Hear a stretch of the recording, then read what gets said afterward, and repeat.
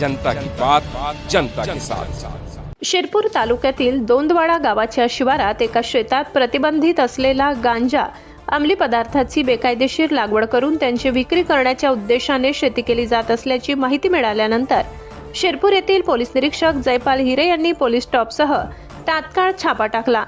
गावापासून सुमारे 2 किलोमीटर अंतरावर असलेल्या शेतात धाड टाकली असता तेथे इतर पिकांच्या मधोमध मोठ्या प्रमाणात गांजाची झाडे आढळून आली।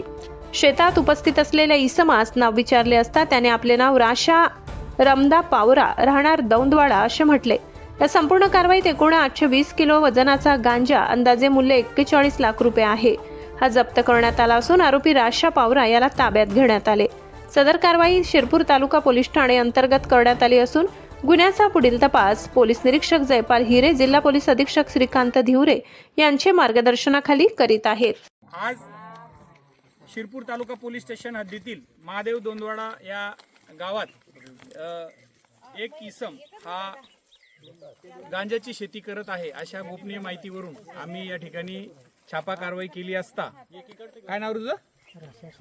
राशा पावरा याने या ठिकाणी ही अशी गांजाची ह्या लवणाच्या लगत आणि महसूल विभागाच्या शेतीमध्ये अशा पद्धतीची गांजाची लागवड केलेली आहे। आपण मध्येपर्यंत जाऊन बघू शकतो की अशा पद्धतीने थोड्या प्रमाणात काही ठिकाणी कापूस व काही ठिकाणी गांजा अशा प्रकारे हे लावलेला आहे।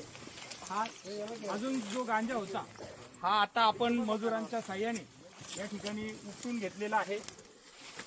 हे गांजा जनता की बात जनता के साथ।